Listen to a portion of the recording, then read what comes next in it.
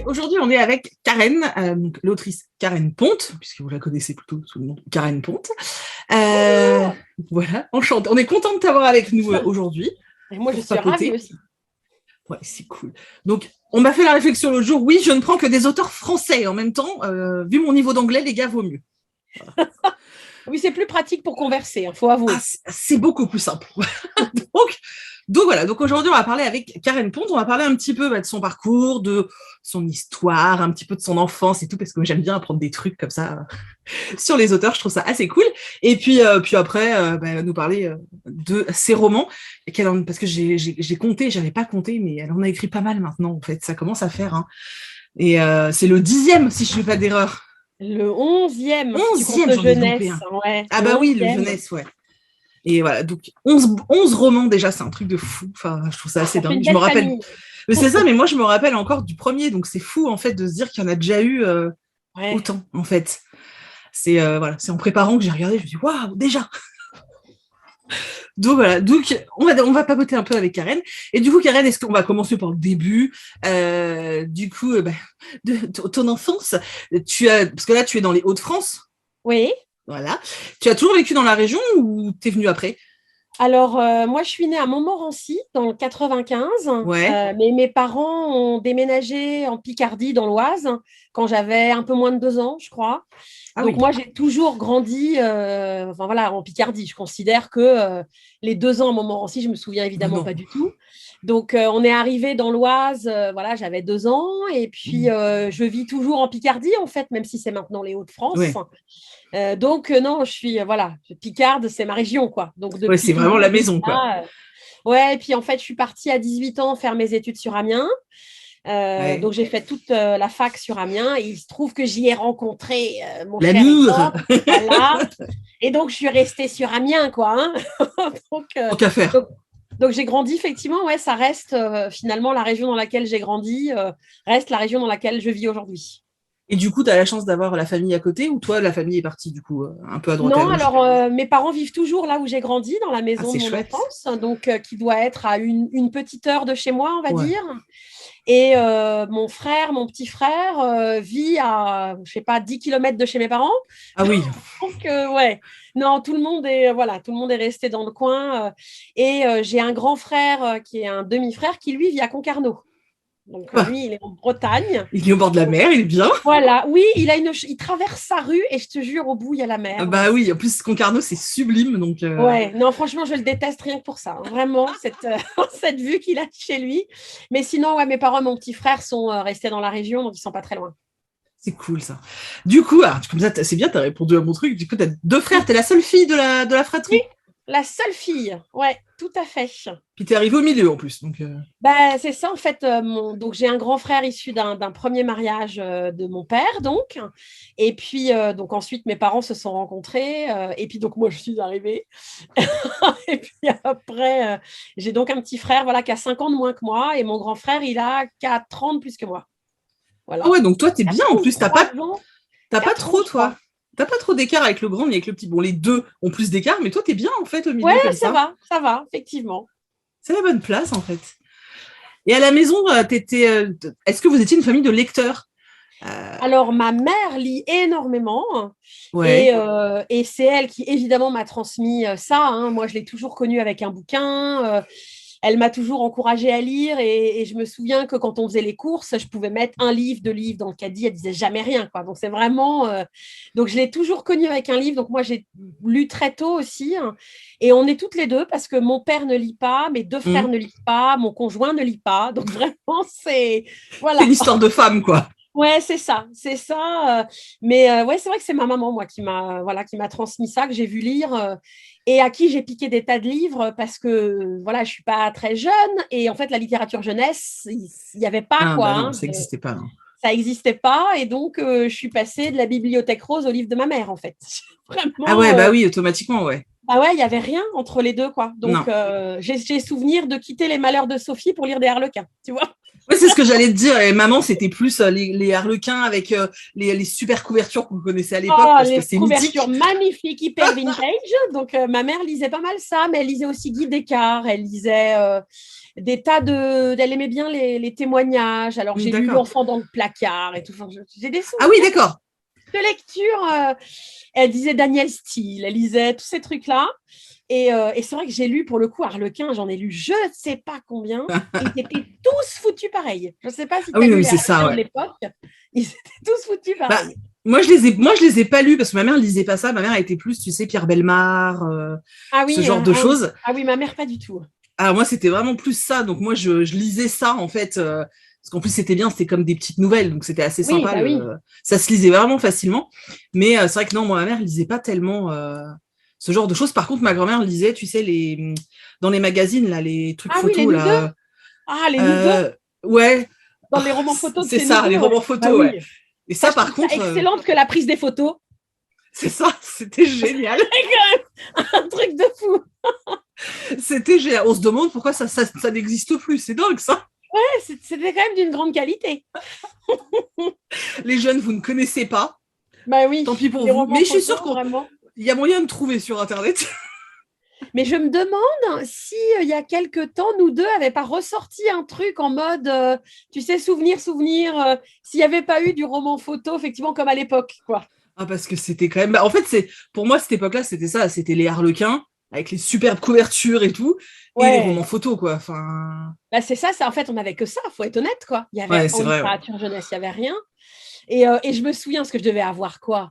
13-14 ans, un truc comme ça, pour lire les Harlequins. Je lisais ça de manière un peu coupable, tu vois, parce que c'était quand même des histoires d'amour avec un petit peu de torride et tout, mais toujours foutu pareil. Ils se rencontrent, ils se détestent, ils s'aiment, ils se redétestent, ils se re-aiment. Voilà. C'est tout mais c'était prévisible, mais je pense que c'est ce que les gens, en fait, aimaient retrouver aussi. Ah, mais ouais, c'est ça. Et puis, bon, le beau médecin avec la belle infirmière. C'est ça. Voilà.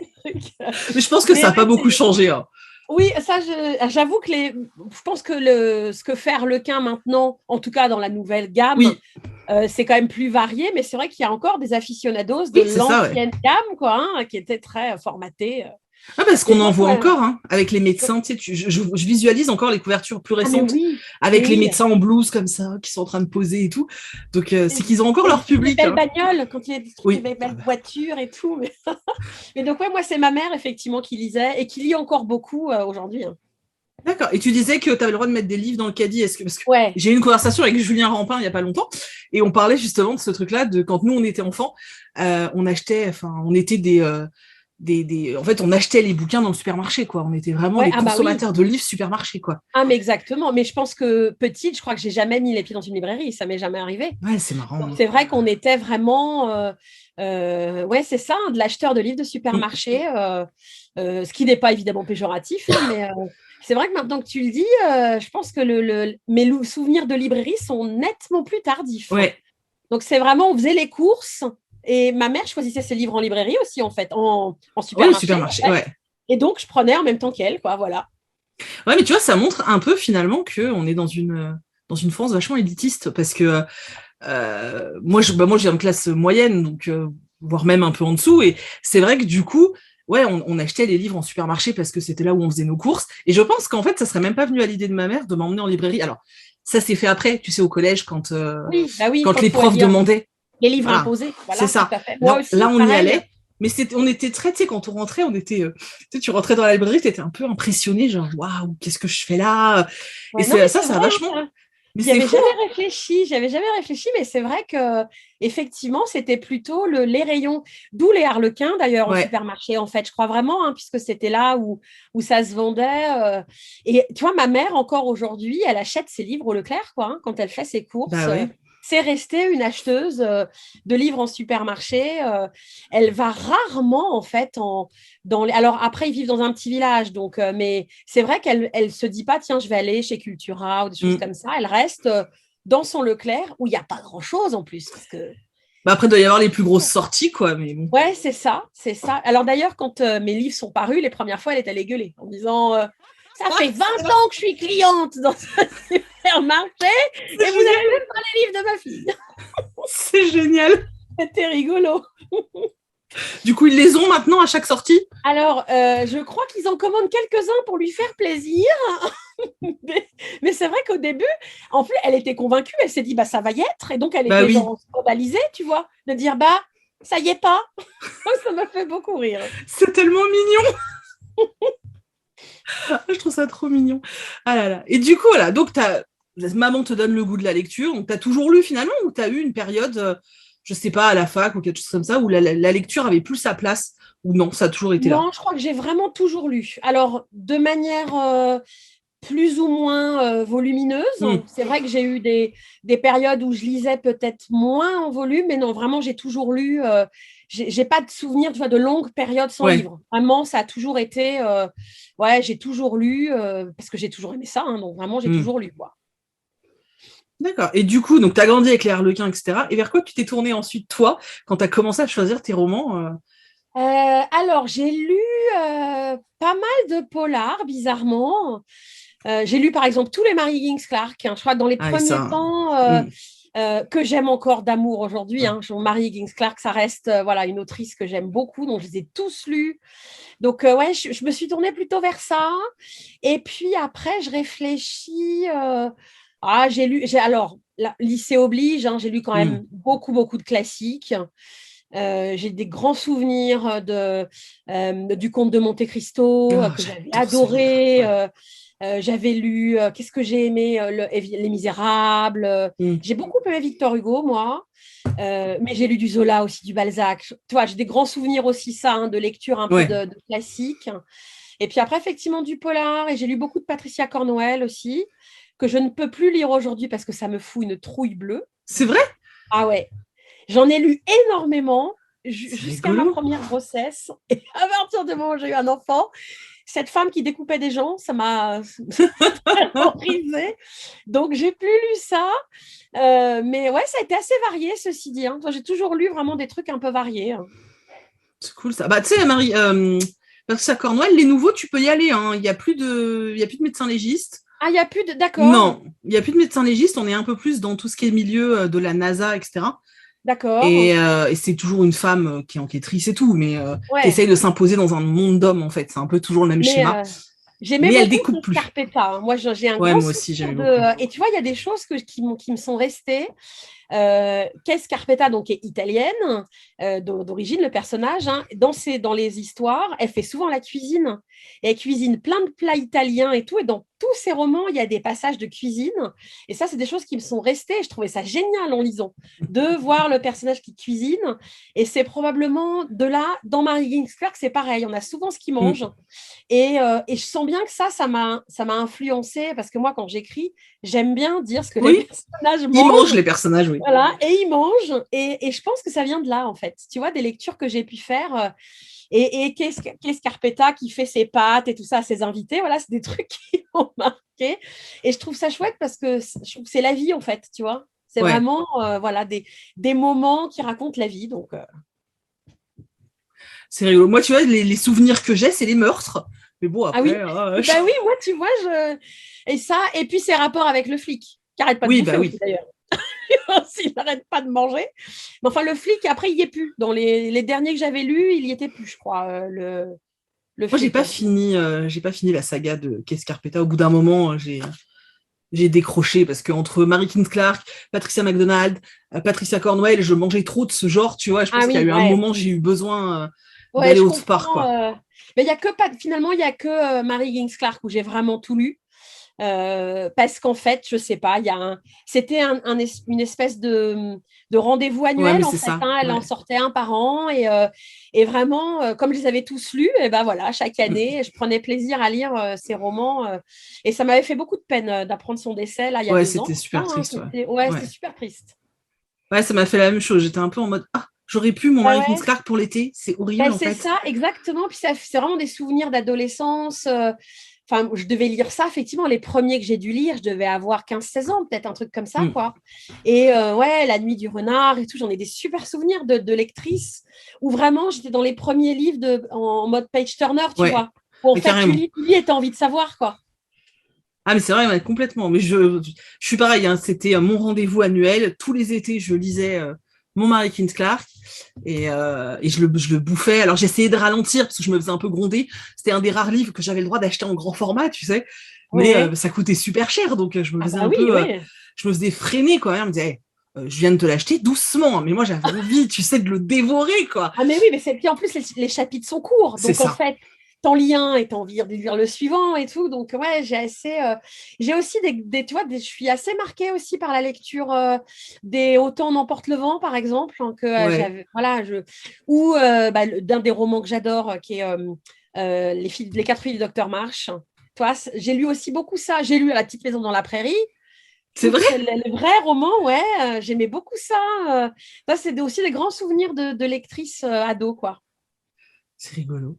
Ah, Petite maison à prairie, j'ai jamais tenté, tu vois, je savais même pas. Enfin, Ah, ben il me si, semblait que ouais. ouais, c'était Laura, en c'est fait, Laura ouais, qui ouais, écrit ouais, en fait. Laura était une autrice qui a vraiment existé. Et les romans, d'ailleurs, sont assez différents de la série. Alors, il y a des choses que tu retrouves, hein, Hmm. mais il y a plein de choses aussi différentes. Et moi, je les avais tous lus et j'avais beaucoup aimé. Franchement, ouais. Je pense que j'aurais adoré ça ado en plus. Ah, bah, et puis c'est ça, là encore, je devais avoir, c'est ça, 15 16 ans, un truc Ouais, comme bah, ça, c'est ça. quoi. Ouais. Donc, voilà, j'ai lu ça à cet âge-là. Et j'en garde des super souvenirs.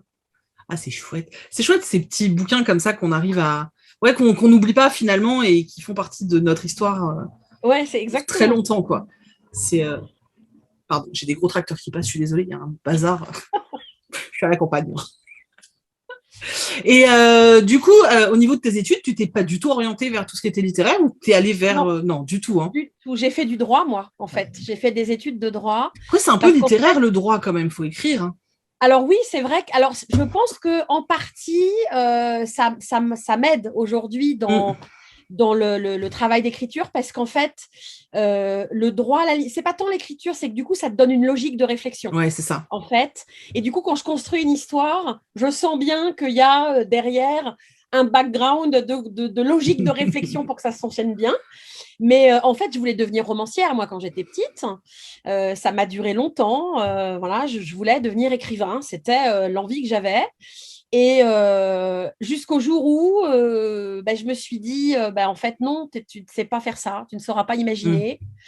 Et à partir de là, j'ai voulu devenir avocate. Ça, c'est vraiment, C'est voilà, rigolo. je me suis Ouais. dit, j'ai envie. Alors, dans la vision très bisounours hein, de l'avocat, c'est-à-dire tu défends les pauvres gens maltraités, voilà, D'accord, ouais. vraiment, j'avais cette envie-là. Et du coup, qui m'est restée très, très, très longtemps, puisque j'ai fait donc, des études de droit jusqu'à ce que je découvre la vérité sur le métier Mm. d'avocat, qui est moins fun que ce à quoi je Tu m'attendais. m'étonnes. Mais j'étais déjà en maîtrise, hein, tu vois, à ce moment-là. Donc, Ah c'était oui. quand même Ouais, assez t'étais déjà allé tardif. loin, quoi. Ouais, j'étais déjà allée loin. Et en fait, voilà, je me suis dit non, mais en fait, c'est pas pour toi ce métier. Et j'ai fait une spécialité en droit de la santé après. Donc, j'ai un Mm. 2SS en droit de la santé qui m'a beaucoup, beaucoup plu parce que c'est une matière que j'aime beaucoup. Et puis après, en fait, je me suis dirigée vers l'enseignement. Donc, j'ai été Mm. formatrice très longtemps. Donc, je suis restée dans le droit finalement très longtemps, en Mm. fait. Hein, et puis ensuite, bah, voilà, la littérature et l'écriture est revenue à moi. D'abord par le biais juridique, puisque j'ai écrit plein de livres juridiques, d'articles Ah juridiques, ouais, etc. Ouais. Le tout marrant. premier livre que j'ai écrit, c'est un livre de droit, en fait. Putain, la première fois que j'ai eu un livre avec mon nom sur la couverture dans les mains, C'est excellent. c'était un livre de droit. Et en fait, ouais, finalement, j'ai ouvert la porte de l'écriture par ce biais-là, Ah. biais très sérieux. Et puis ensuite, par le biais plus de la fiction après coup. Mais ouais, tu vois, je me dis aujourd'hui que cette écriture juridique, ça m'a aidé aussi parce que finalement, c'était écrire de manière dépassionnée, tu vois. Il n'y avait Ouais. pas d'histoire à raconter, Mm. mais il fallait construire des choses. Et probablement que ça m'a aidé ensuite à venir vers de l'écriture plus de fiction, quoi. Ouais, parce que tu disais que tu t'imaginais auteur, mais qu'en même temps, tu te sentais peut-être pas capable d'avoir l'imagination Ouais, pour, et finalement, tu as sauté le pas. mais Et oui. du coup, tu sais ce qui a été le déclic? Tu penses que ça a été les bouquins de droit qui t'ont donné ce Alors, courage? non, je pense que alors les écritures, l'écriture d'articles juridiques, ça m'a donné un peu de culot. Parce qu'au Ouais, départ, j'avais jamais écrit de quoi que ce soit, et donc j'ai démarché comme ça. Et donc ça m'a dit qu'en vrai, tout était possible quand même. mm, Donc ça m'a apporté ça. Après, le déclic, il est venu par le blog, moi, en fait. C'est-à-dire d'accord. qu'entre l'écriture de livres juridiques et finalement les romans, il y a eu le blog. Et c'est vraiment le blog Ouais, qui a déverrouillé parce que là, forcément, j'ai d'abord raconté des choses que je connaissais, à savoir moi. Donc, et puis après, effectivement, les nouvelles, etc. Et vraiment, c'est ces 3-4 années de blog là, voilà, qui ont vraiment tout déverrouillé, quoi. Qui t'ont permis de te lancer Ouais, dans c'est ça. l'écriture vraiment d'un roman, quoi. C'est ça, et de me dire qu'en fait, j'avais des choses à dire et que j'étais capable d'inventer des choses. Mm. Parce que c'était ça qui me bloquait, hein. Moi, je me disais, mais je ne saurais jamais tenir une histoire sur 300 pages. Mm. Vraiment, ça me faisait hyper peur. Et les nouvelles, en fait, m'ont aidée parce qu'une nouvelle, c'est beaucoup plus court. Oui. Et pourtant, il y a un début, un milieu, une fin. Il faut construire une histoire aussi. Et puis, petit à petit, en fait, j'ai pris confiance comme ça. Mais ouais, je pense que c'est le blog vraiment qui a fait la charnière, quoi. Je savais pas, tu vois, que tu avais eu un blog si longtemps. Ouais, je l'ai ouvert en juin 2013. Ah Et je l'ai ouais. vraiment alimenté pendant 3 ans, quoi. Mais alors vraiment, c'est-à-dire à Mm. 3-4 billets par semaine. Ah oui! Ah Ah ouais, ouais. vache! J'ai écrit, la première année, je crois que j'ai dû écrire 250 billets, un truc comme ça. Ah ouais, c'était énorme. Bah J'ai, ouais, parce que le temps que ça prend, quoi. ouais, mais je crois qu'il y avait un espèce de, T'avais besoin, quoi. ouais, un trop-plein que j'avais gardé pendant je sais pas combien de temps. Et donc, voilà, du coup, Ah, fallait que ça sorte et du coup, t'as pas arrêté, quoi. c'est ça, c'est ça. Je disais, ouais, il y a vraiment, je crois que j'avais un trop plein de trucs que j'avais à l'intérieur de moi. Et à partir du moment où j'ai écrit ce premier billet, j'ai eu envie immédiatement, quasiment immédiatement, d'en publier un second. Et vraiment, l'écriture est devenue une espèce de respiration obligée, quoi. Vraiment, il y avait C'est un fou, hein. côté... et j'avais envie d'écrire sur tout. Une mouche qui passe, un brin d'herbe qui vole. Enfin, vraiment, c'était... comme si effectivement j'avais gardé ça en moi pendant des années et des années et que du jour au lendemain, voilà, c'était les vannes étaient ouvertes, quoi. Et donc j'ai écrit énormément sur ce blog. Ouais, c'est fou. Et du coup, pour le premier, c'est un merci trop, c'est ça? Oui, Oui, oui. c'est ça, hein, je me trompe pas. Et du coup, celui-ci, est-ce que c'était un livre dont tu avais déjà l'idée depuis pas mal de temps, qui te trottait en tête, ou c'est un roman qui est sorti au moment où tu t'es dit, OK, je me pose, j'écris? Alors, c'est un roman qui est né sur le blog de Ouais, manière totalement par hasard, puisque en fait, en 2014, je participe au concours Écrire au féminin. Il fallait écrire une nouvelle et donc je ne gagne pas cette année-là. Et je me suis dit, eh ben, l'année prochaine, tu reparticipes, mais en attendant, tu vas t'entraîner. Et donc pendant 1 an, tous les vendredis, tu vas écrire une nouvelle. Donc ça, c'était mon d'accord. envie. Et j'ai créé une rubrique sur le blog qui s'intitulait Un vendredi, une nouvelle. Et en fait, la première nouvelle de cette rubrique, c'est le prologue d'un Merci de trop. Ah, Vraiment, c'est d'accord. le prologue, voilà, qui s'appelle d'ailleurs Un Merci de trop. Et en fait, j'écris ce prologue et la semaine d'après, au moment d'écrire une nouvelle, en fait, le personnage de Juliette était encore là et je me suis dit, tiens, ça serait rigolo finalement d'écrire une suite. Et en fait, pendant 3-4 mois, j'ai écrit les histoires de Juliette D'accord. que j'ai publiées sur le blog chaque vendredi sans avoir aucune idée de là où j'allais. C'est-à-dire que je racontais un bout d'histoire, je terminais par une chute en me disant comme ça, la semaine d'après, les lecteurs seront là pour savoir ce qui Mm. arrive. Et vraiment, je l'ai construit comme ça, en fait, sans aucune, C'est fou, ça. ouais, sans aucun plan, sans rien du tout.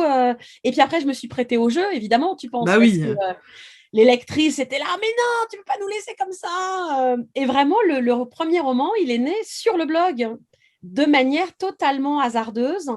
Et c'est peut-être pour ça que j'ai réussi, en fait, parce que dans ma tête, j'écrivais pas un roman.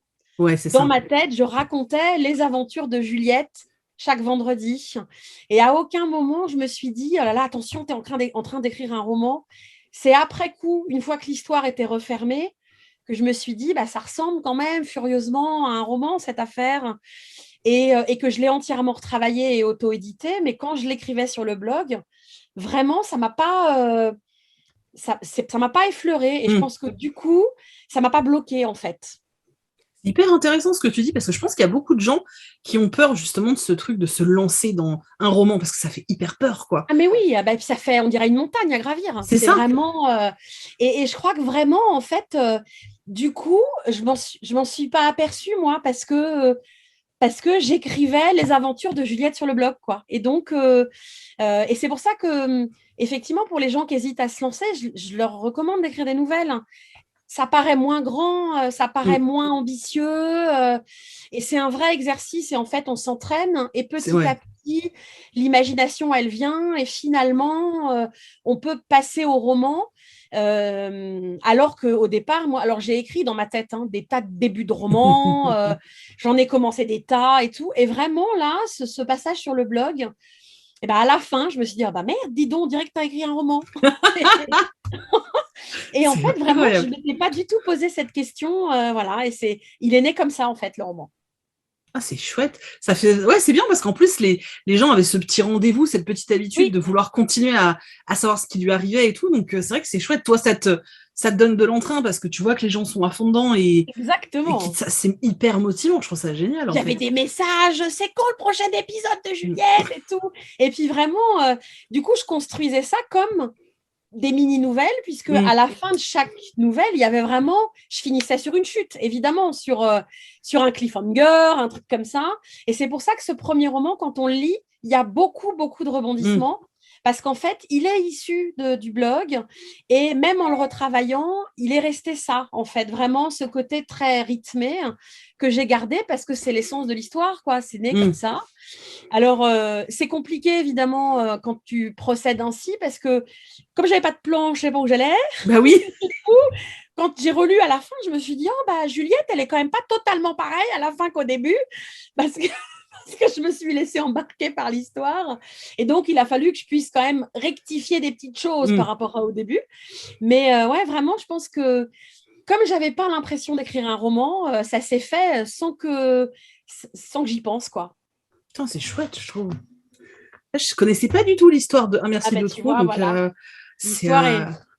je savais que c'était de l'auto-édition et tout, mais je savais pas, tu vois, que ça partait vraiment du blog et d'une aventure comme ça hebdomadaire. C'est génial, quoi. Et du coup, il y a des lecteurs qui l'ont lu 3 fois, qui l'ont lu sur le blog, qui l'ont lu en version auto-éditée où j'avais moi quand même doublé l'histoire, parce que c'était pas assez long, donc j'avais quand même tout retravaillé, et qui l'ont lu une 3e fois quand il est sorti chez Michel Lafon, puisqu'on avait aussi évidemment fait un travail éditorial. Bah oui. Et donc il y a des gens effectivement qui m'ont dit j'ai lu Un merci de trop 3 fois. C'est génial. Et c'est chouette, tu vois, c'était une vraie aventure. Et ce personnage de Juliette, du coup, il est hyper important pour moi parce que. Bah, tu m'étonnes. Parce que voilà, c'est ma première création littéraire et de manière pas du tout prévue, quoi. C'était pas comme ça que je l'avais au départ prévu. Ouais, puis en plus, tu l'as vraiment fait vivre sur plusieurs semaines. Oui. Tu y penses, enfin, je sais pas, c'est encore une autre aventure, même pour toi, en fait.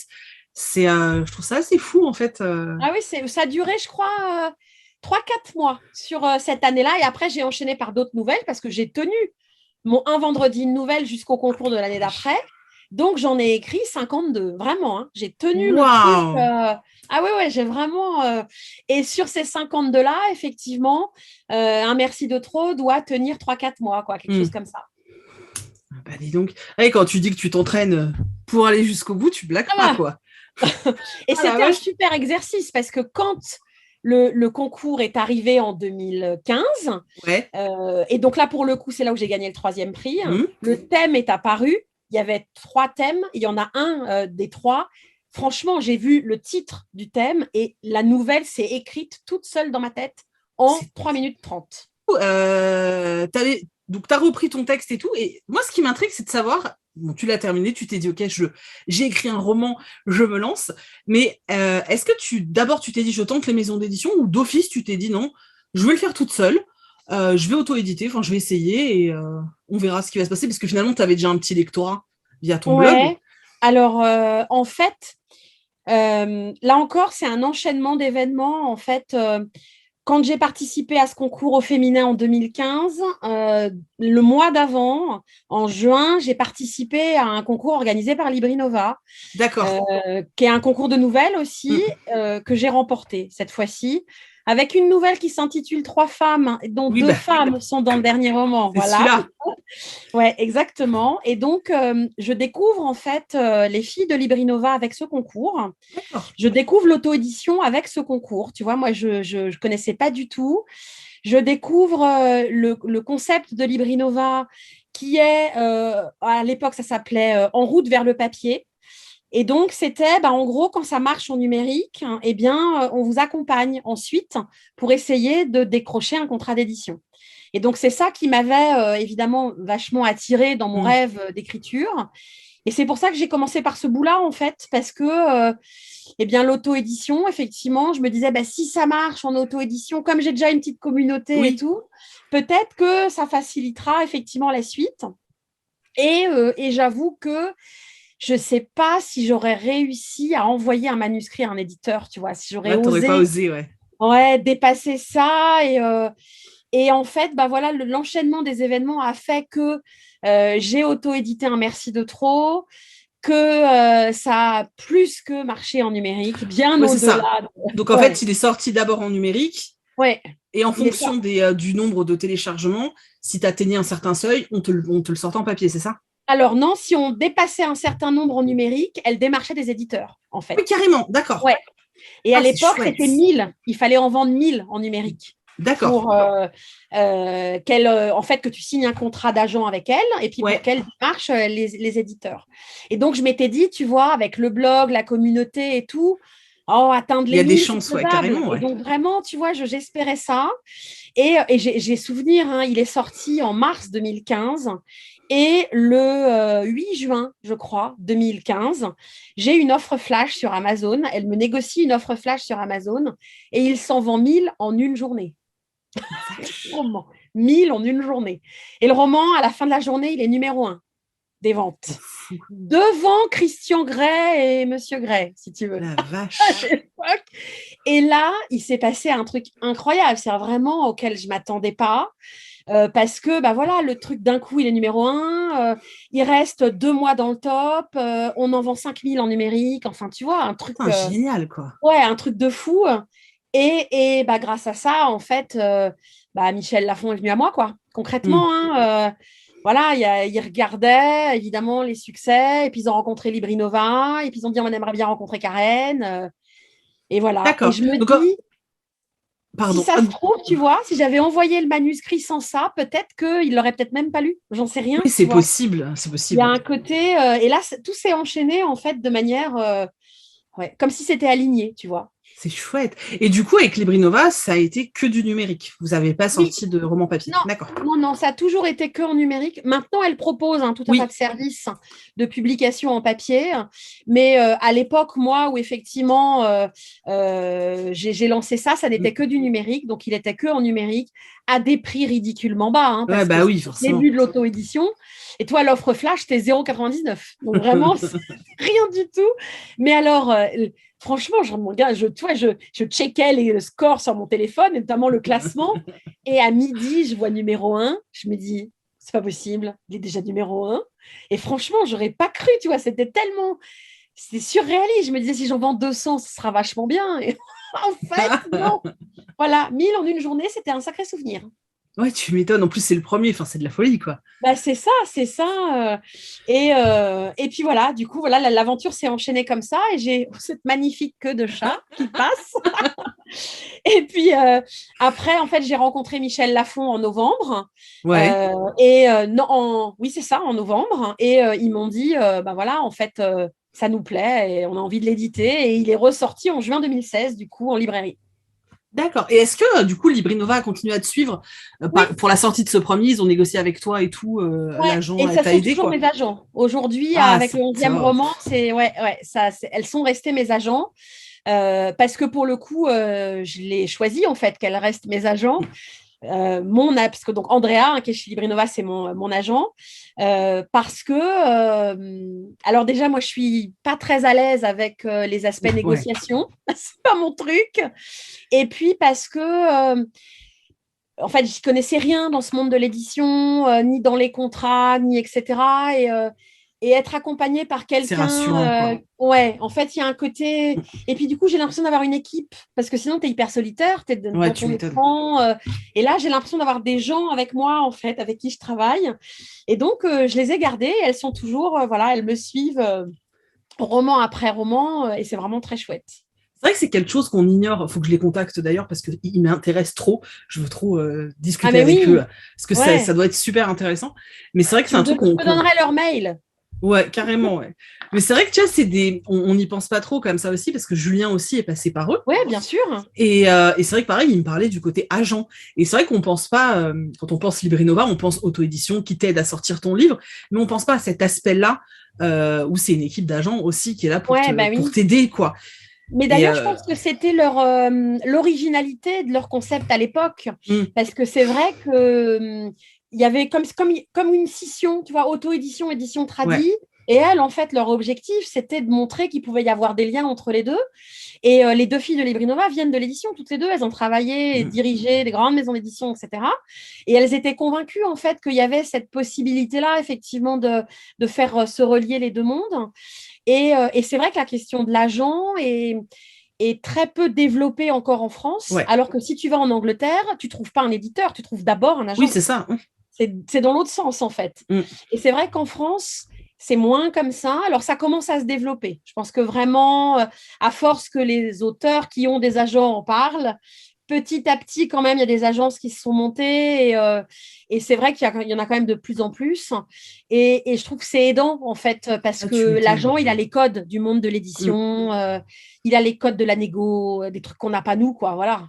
Oui, puis c'est pas votre boulot. Enfin, C'est concrètement, quand ça. t'es auteur, tu vois. C'est ça. Toi, ce que tu as choisi, c'est d'écrire des histoires, c'est pas Eh ben d'aller oui. négocier des contrats, quoi. Donc, Exactement. Et puis en fait, je voulais pas de mélange des genres. hum. Je ne voulais avec l'éditeur qu'une relation sur le texte, en fait. Je Ouais, voulais sur qu'on me l'édition, quoi. parle, Voilà, c'est voilà, ça. que de ça. Et je voulais pas ces aspects contractuels de négo et Hum. tout, où en plus, tu sais que c'est quand même très déséquilibré et Oui, où bah tu peux oui. vite avoir l'éditeur qui te dit oui, mais quand même, moi je prends des risques et tout, tu sais, à essayer d'aller sur ta Hum. corde sensible et tout ça. Et en fait, là, du coup, j'ai pas du tout ça parce qu'avec l'agent, tu te doutes bien qu'il ne joue Bah pas oui, ils sur le cette font pas, bah corde-là. non. C'est deux pros ensemble qui discutent ensemble. Et moi, je trouve ça hyper, Ouais, hyper c'est bien. confortable. Ah, je me doute. J'avais vu une vidéo de Samantha Bailly, parce que c'est une des Oui, premières à en avoir parlé, tout à fait, tout à qui fait. expliquait justement tous les avantages. Si je la retrouve, je vous la mettrai en barre d'infos, parce qu'il faudrait que je regarde. Mais vraiment, c'était hyper intéressant, où elle explique que, bah, elle, ça lui a, pareil, libéré Ah, mais oui. l'esprit, mais de folie. Enfin, Et et puis je trouve ça vraiment bien. elle dit que ça a augmenté ses sources de revenus Bah, parce bien que sûr. aussi l'agent il vérifie bien tous les relevés, Mm. etc. Quand il y a des erreurs, il les pointe. Et puis finalement, il négocie. Donc en fait, même Ouais. s'il prend une com, la com, elle est en fait de toute façon intégrée presque de Bah facto oui. dans ce qu'il va négocier, quoi. Donc voilà.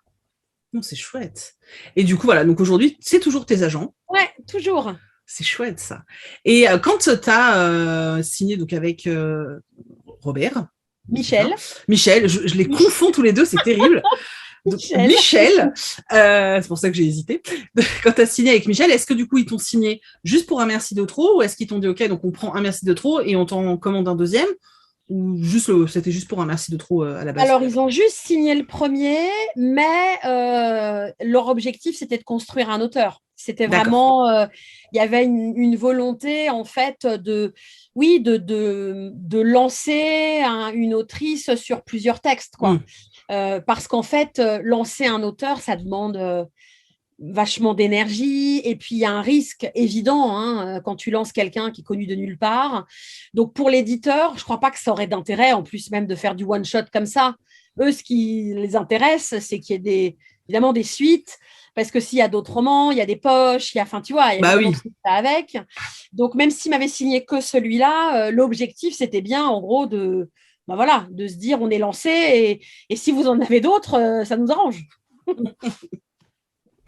Et du coup, toi, tu t'es remis à écrire tout de suite ou parce que ça a dû te donner quand même confiance en le fait qu'au début, toi, t'osais pas et finalement, bah là, ça se vend super bien en numérique. T'es signé par une grande maison d'édition en plus. Hein, je veux dire, c'est pas une toute petite boîte qui est venue te Non, voir, c'est c'est une sûr. grosse C'est maison sûr. d'édition et ça doit quand même booster la confiance en soi.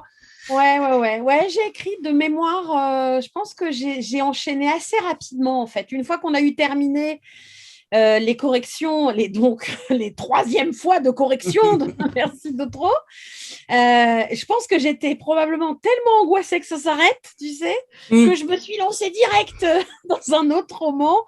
Et puis, comme en fait, j'avais pléthore d'idées, Ouais. parce que j'ai travaillé des tas de nouvelles et tout. En fait, j'avais vraiment pléthore d'idées que ça c'est, j'ai souvenir, hein, le deuxième, c'est Tu as promis que tu vivrais pour moi. Mm.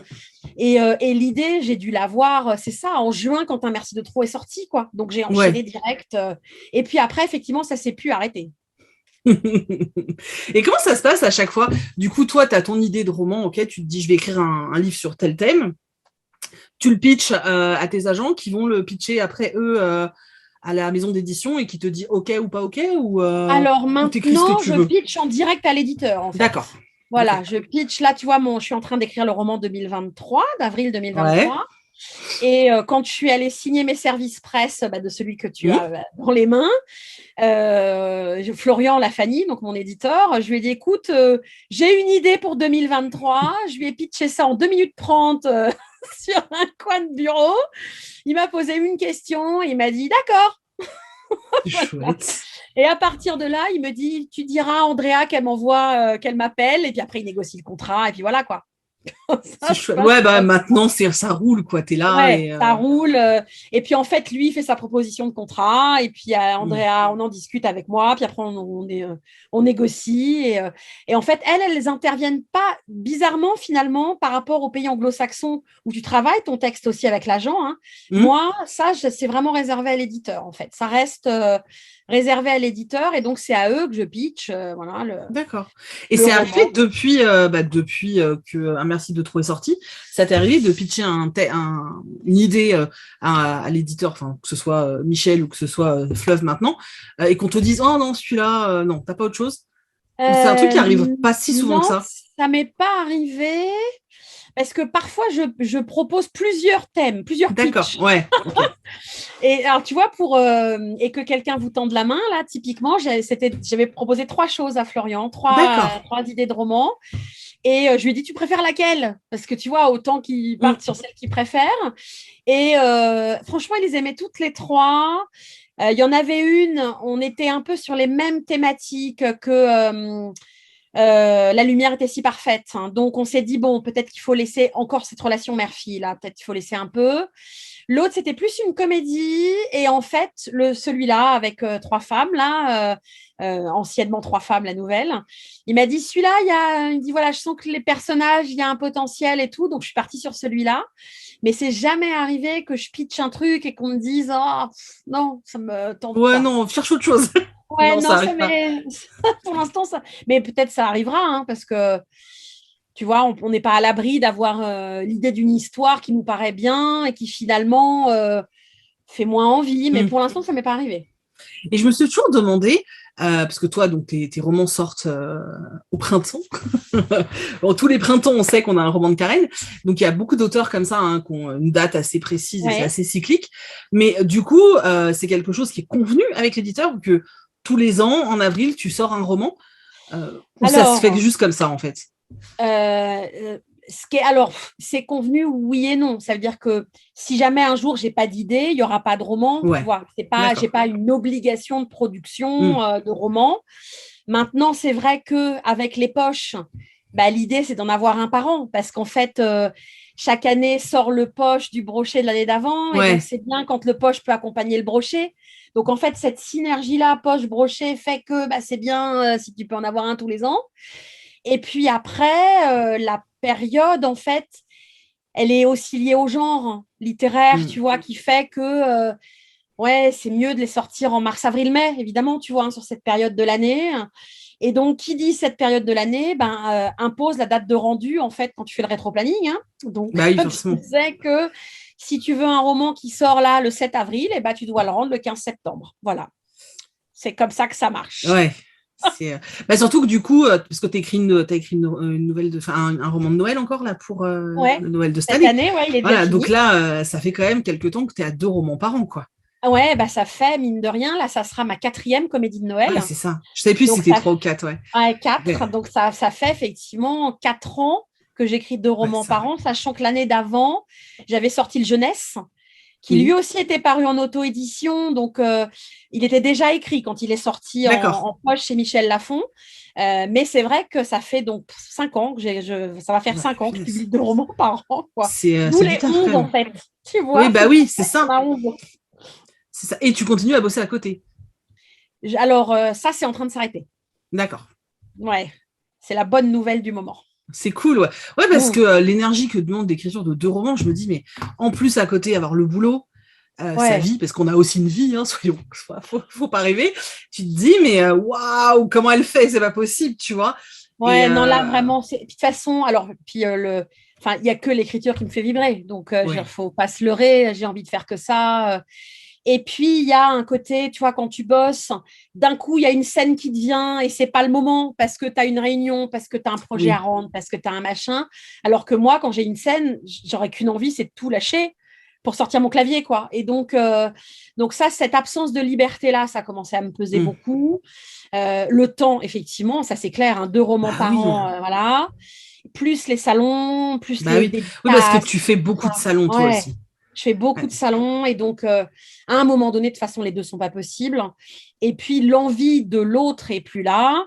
Et les finances des livres sont là. Donc, en fait… Oui, c'est maintenant, tu peux en vivre. Donc, voilà, c'est ça. Autant de faire. Maintenant que j'ai basculé dans cette partie où, en gros, je peux vivre de ça, et bien, effectivement, là, on est en train de négocier le lâchage de l'autre côté.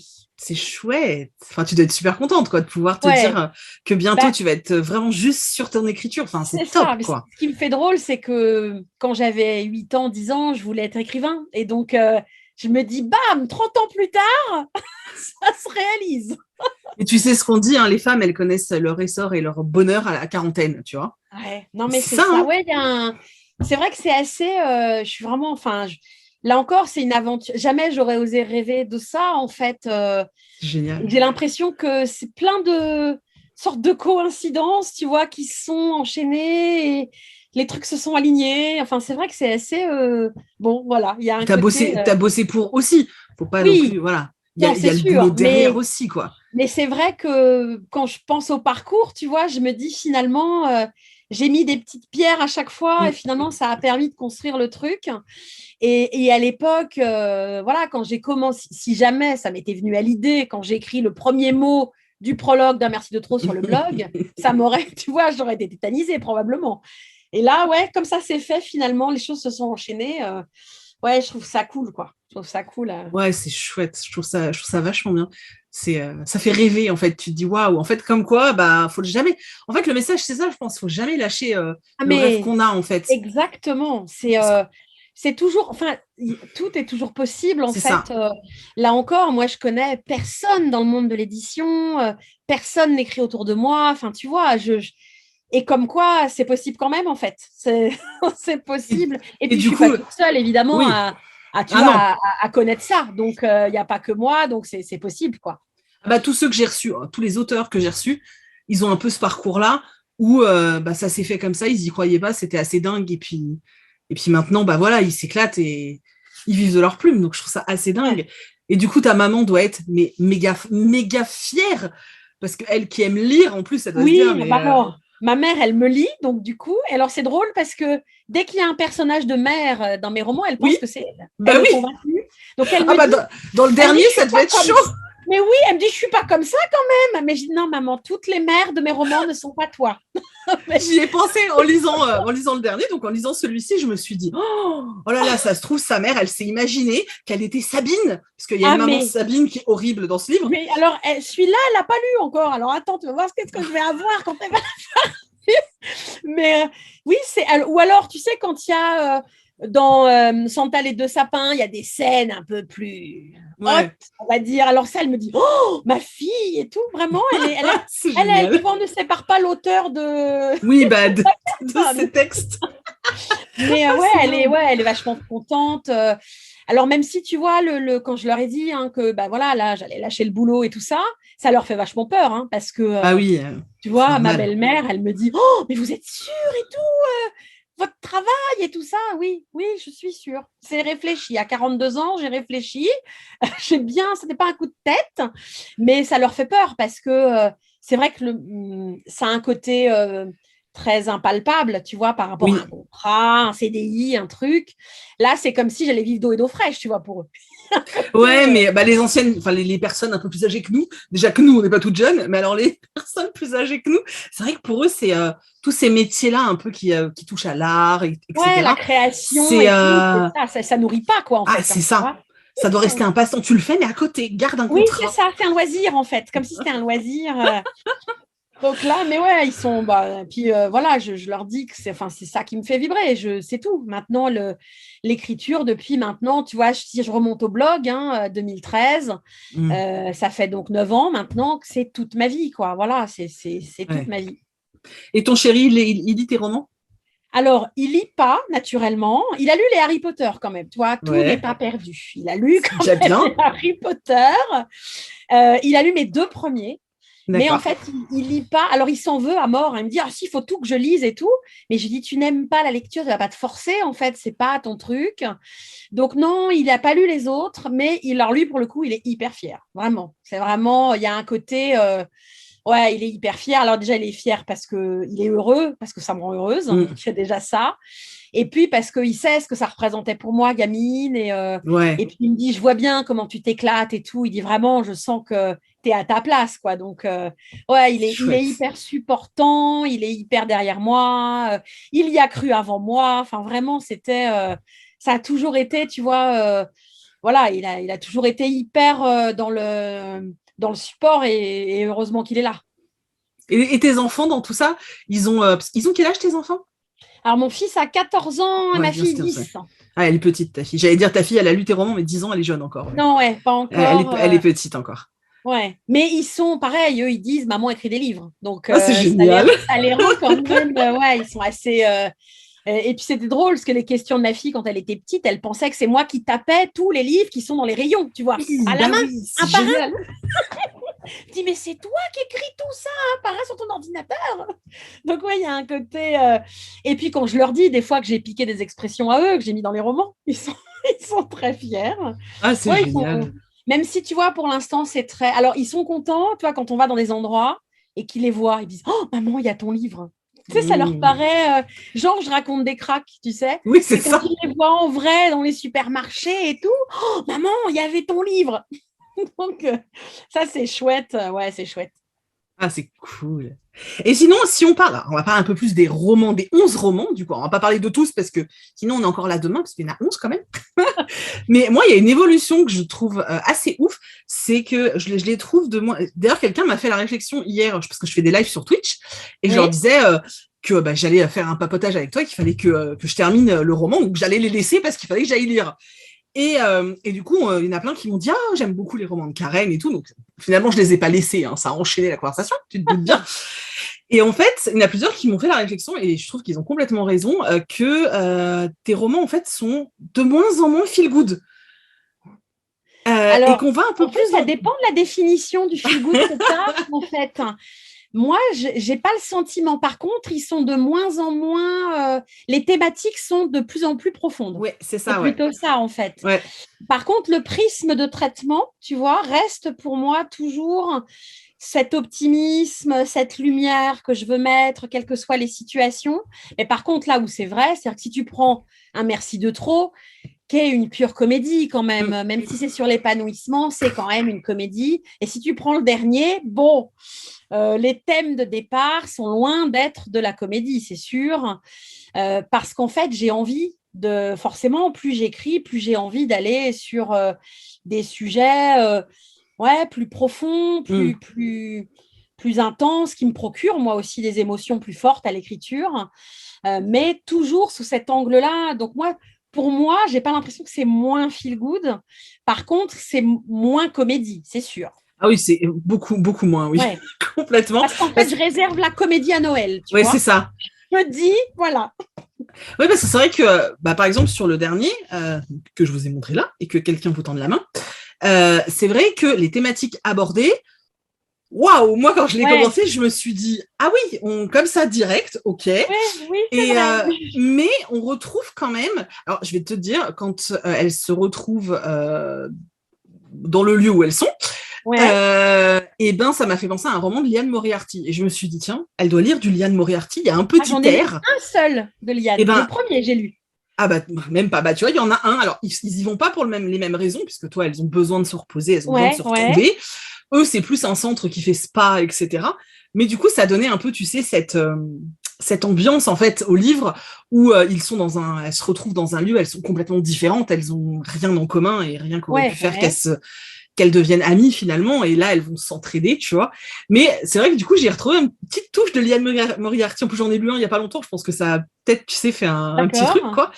Et effectivement, je trouve que les thématiques sont plus dures que d'habitude, mais en même temps on sait, enfin moi pendant tout le temps où je le lisais, je m'inquiétais pas, enfin j'étais pas en train de me dire ils vont me briser le cœur ni rien, je me disais ça va être plombant. c'est du Karen Ponte, c'est bon, je sais que ça va aller en fait, tu vois.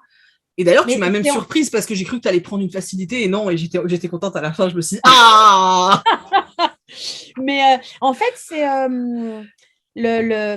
c'est vraiment l'objectif pour moi, c'est de se dire que tu peux prendre des sujets hyper durs et c'est pas pour autant que ça va devenir plombant en fait, parce qu'en fait, dans la vie de tous les jours, tu peux inviter quelqu'un à dîner qui vit un truc hyper dur et en même temps, tu vas lui raconter une blague et ça va le faire rire. Tu vois, il y a un côté, en fait, moi, c'est une ode à la vie. Moi, quand j'écris, je veux qu'il y ait de la vie dans tout ça.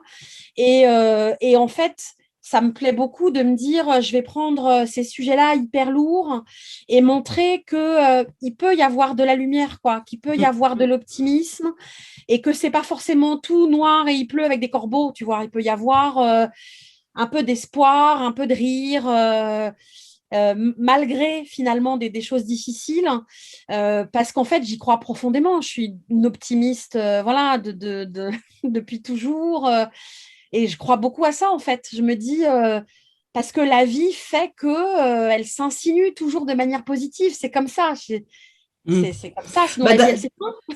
D'ailleurs, dans tes romans, ça passe souvent par une rencontre. Oui, c'est souvent une personne qui va, quelqu'un d'inattendu qu'on ne connaît pas et voilà, qui va aider et qui va permettre à notre protagoniste d'évoluer, d'avancer, de continuer finalement. Et c'est ça. Est-ce que toi, tu as eu des rencontres qui t'ont marqué et que c'est pour ça que tu le mets dans ton livre ou finalement ça devient comme ça?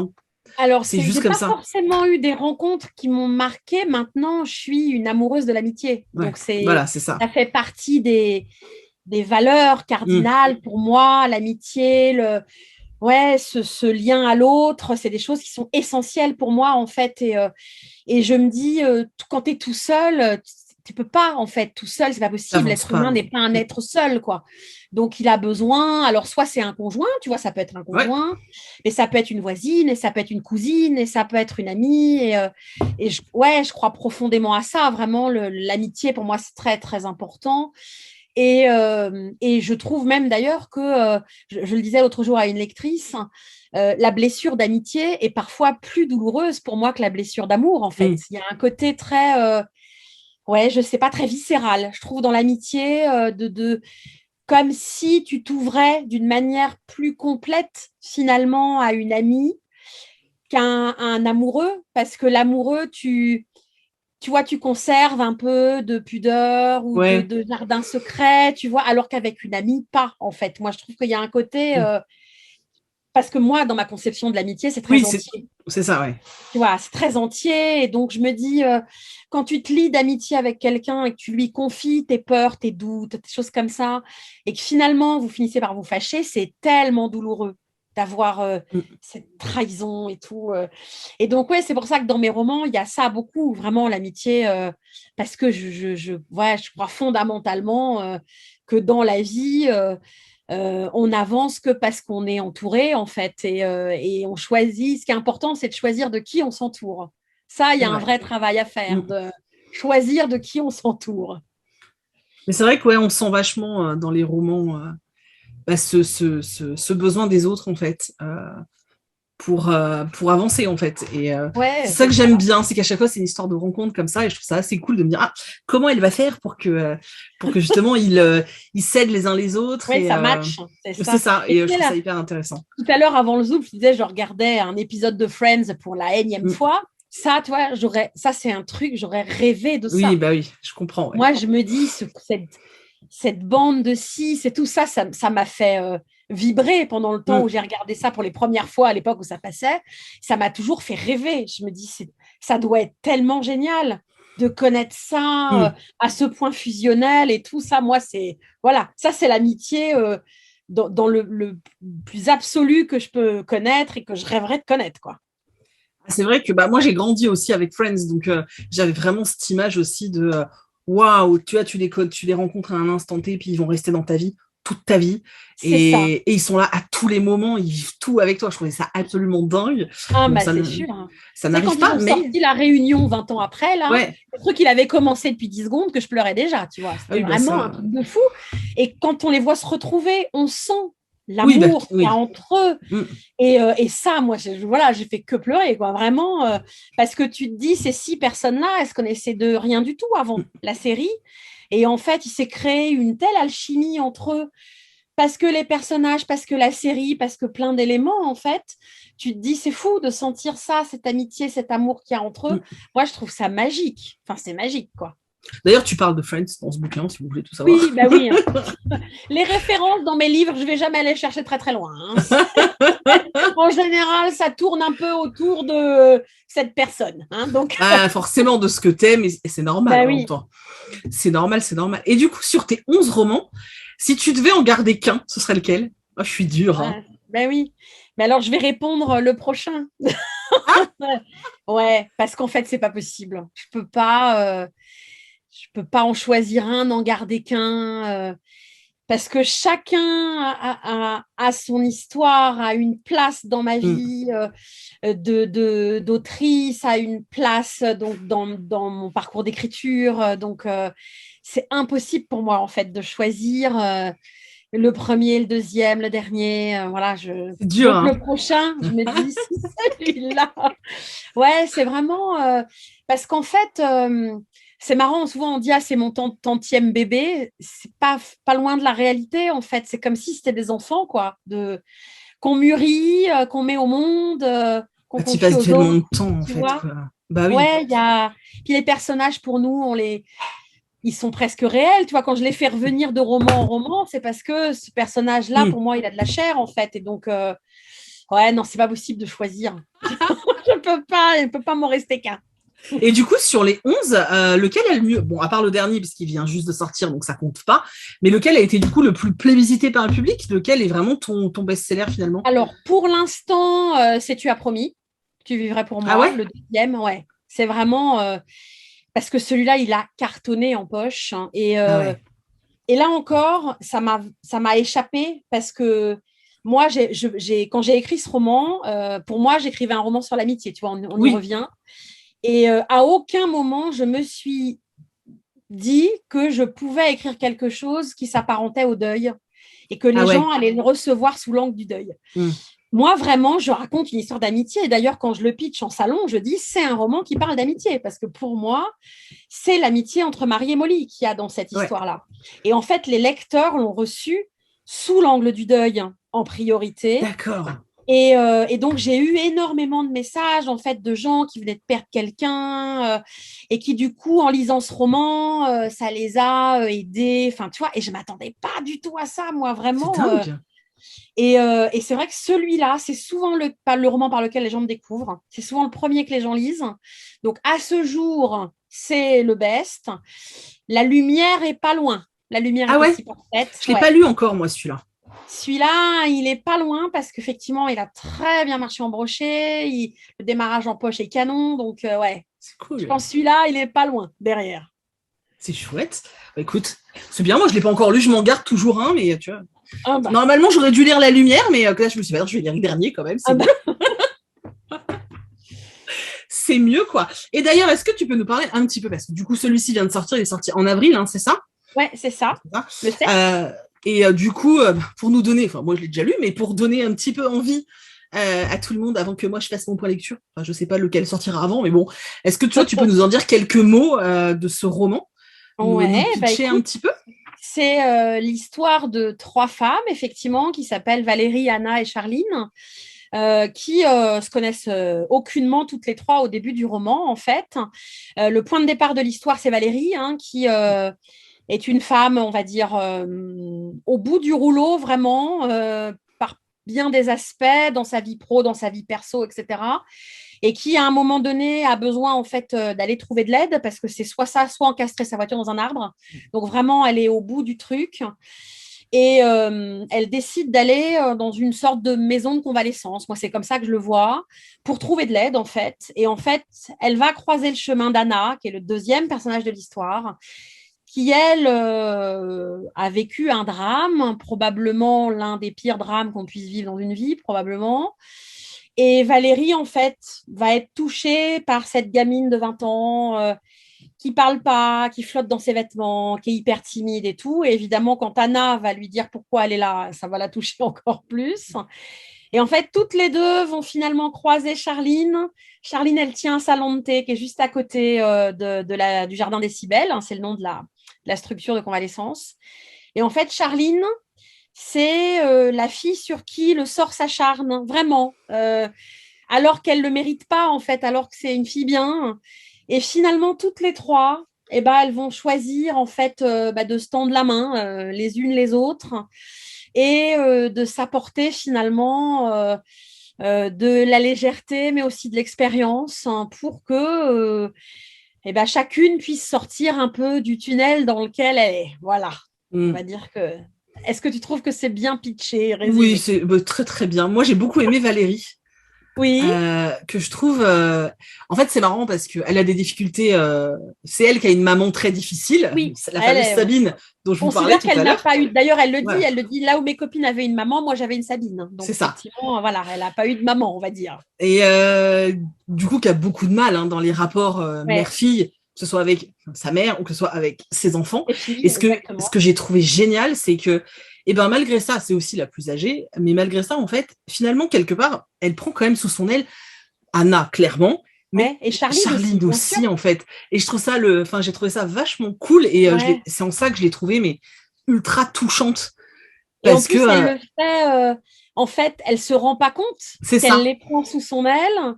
Et finalement, en faisant ça, c'est en ça que ça la répare, en fait. C'est qu'elle se dit, mais en fait, je suis capable de ressentir des émotions pour les autres. Si finalement, j'essaye de ne pas intellectualiser, c'est ça, essaye de faire ce qu'elle voudrait faire avec ses filles et ça la bloque. Et finalement, quand les autres lui paraissent avoir moins d'enjeux, et ben en fait, les choses se font plus naturellement. Et c'est cette rencontre avec ces deux femmes qui, en fait, va la réparer, elle, dans son lien avec ses filles, quoi. D'ailleurs, pourquoi? Parce que alors, j'ai lu, parce que j'aime bien lire les remerciements, moi. Oui. Et tu dis que dans la nouvelle de base, puisqu'à la base, c'était une nouvelle, tu dis qu'il y avait Nanette, donc une personne âgée. Et, en fait, c'était pas Charline, c'était un autre personnage.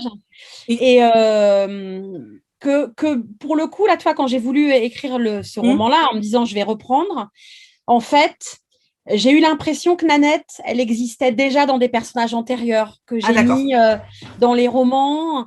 Et du coup, l'envie de ce personnage-là, finalement, je l'avais déjà exploré, exploité. Et finalement, j'avais envie en parallèle de rendre hommage donc à ces filles sur lesquelles la vie s'acharne. Et Charline, du coup, a remplacé en fait. Mais Valérie et Anna sont très exactement celles qu'elles étaient dans la nouvelle de départ. Et en fait, de manière étrange, dans la nouvelle de départ, c'est Nanette qui aide les deux autres. Et en fait, là, finalement, c'est Valérie qui va aider les deux autres. Mais ça me paraissait du coup plus collé à l'histoire que j'avais pensée ça remontait, tu vois, à 2014. Donc, j'ai juste changé un personnage. Mais par contre, Valérie et Anna, j'ai pas bougé une virgule de ce qu'elles étaient dans ma tête, quoi. Elles sont vraiment exactement telles que je les pensais. Ah, c'est rigolo. Et du coup, là, tu nous as repris une de tes nouvelles. Est-ce qu'il y a d'autres nouvelles où tu as en tête et tu dis, celle-là, je vais peut-être me la faire en roman aussi ou Alors, il y en a 2, 3 où je me dis, ça mériterait une exploitation plus importante. Ouais. Il y a 2, 3 trucs que j'ai écrits et où vraiment, je sentais que... voilà, ça me faisait un peu vibrer. Donc, c'est possible que, tu vois, si un jour j'étais en en manque d'inspiration. Tu vois, je sais que je peux aller puiser un peu là-dedans et qu'il y a certainement des idées qu'à l'époque, j'ai traitées de manière très superficielle, finalement, sous l'angle de nouvelle, et que je pourrais aller approfondir. Donc, ouais, il y a notamment, je pense à il y a un thème voilà, que j'ai fait suite à une photo, en fait, parce que je participais à des concours aussi où il y avait une photo, il fallait écrire une nouvelle autour. Oui, d'accord. Et ouais, et il y avait une photo qui m'avait inspiré une nouvelle que j'aime beaucoup sur l'histoire de deux personnes qui finalement se croisent pendant 20 ans, mais une seule fois par an, sur le même banc, au même endroit, et qui se racontent leur vie. Et ça, je me suis toujours dit que ça pourrait, voilà, ça mériterait. C'est cool. Et tu as un carnet où tu notes, je sais que tu aimes beaucoup les carnets, et tu as un carnet où tu notes toutes tes idées potentielles de Oui, romans et oui, tu vois, je peux même le. J'ai un gros carnet comme ça, avec plusieurs carnets dedans. et à chaque Et fois que tu as une idée, dans ce carnet-là, j'ai un carnet de citations quand j'ai des phrases, voilà. J'ai un carnet par roman en cours. Donc ça, voilà, qui contient le roman 2023. J'ai un carnet avec mes idées de roman. Ça, c'est tout ah là-dedans. ouais, Et j'ai un carnet avec mes lectures, en fait. d'accord. Donc voilà, tout ça, c'est là-dedans. Mon petit calepin vert, là. Et dès que ouais, j'ai une idée, alors des fois, l'idée d'un roman, ça peut être une ligne, hein. Tu vois, Oui, un truc qui me vient comme ça. Et donc, je note parce que je me dis que je peux oublier. Alors voilà, je note. oui, on sait jamais. Oui, donc j'ai plein d'idées comme ça, probablement des qui ne deviendront jamais des romans, hein, mais j'ai plein de. Voilà, je note quand j'ai quelque chose qui me dit, tiens, ça pourrait valoir le coup, alors hop, je note. C'est chouette. C'est cool. Et du coup, ce que je demande à tout le monde, puisque je sais que les auteurs sont souvent lecteurs, et moi, ce que j'aime bien, c'est que les auteurs nous recommandent leurs 3 livres sans lesquels ils ne pourraient pas vivre, tu vois, les 3 romans qu'il faut vraiment avoir Ouais, d'après vous. Enfin, voilà. bon, Et du ouais. coup, voilà, les tiens, ce seraient lesquels? Alors, je dirais Les derniers jours de Rabbit Haze. Je pense que je Oh, l'ai recommandé je ne sais combien de fois, ce il est roman magnifique, d'Anna ce livre. McPartlin, qui est Ouais, extraordinaire. Extraordinaire. il est sublime. Premier roman à m'avoir fait pleurer. Alors que tout est dans le titre, on sait comment ça va Ah oui, finir, hein, mais il y a un ah, mais côté, en les fait, personnages sont incroyables. ouais. La maman, elle est incroyable. Et puis la sœur, et puis enfin, vraiment, ouais, il y a Ouais. un côté. En fait, c'est à la fois drôle et hyper émouvant. Enfin, Mm. vraiment, voilà, ça, c'était un bonheur de lecture. Et j'ai eu l'immense chance de croiser l'autrice, À de dîner Saint-Maur-en-Poche. avec Ouais. elle, ouais, Ah, vraiment. génial. Et c'est une femme extraordinaire avec un humour de malade mental. Donc vraiment, voilà, celui-là. Souvent, je vais piocher aussi dans mes romans d'enfance, hein, Les 4 filles du docteur March, Mm. parce que c'est pareil, voilà, c'est quand même hyper romanesque. Bon. Et puis souvent, j'ajoute Autant n'emporte le vent pour le personnage de Scarlett, parce que Mm. je crois que quand tu crées un personnage, on a tous envie de créer un personnage qui ressemble à Scarlett O'Hara, à savoir un personnage qu'on déteste et qu'on adore en même Ouais. temps, parce que Scarlett, elle a un côté détestable de fille gâtée, de manipulatrice, de je veux piquer le mec de ma meilleure amie. Enfin, vraiment, un côté détestable et en même temps, un côté tellement courageux et tellement volontaire et tout. Enfin, voilà, je trouve que ce personnage-là, il ne peut pas te laisser indifférent, quoi, en fait. Mm. Et ça, quand tu es auteur, créer un personnage qui ne laisse pas indifférent, Ah, c'est c'est chouette, quand ouais. même un sacré objectif, quoi. Et je trouve Ouais, que tu Scarlett, m'étonnes. c'est ça.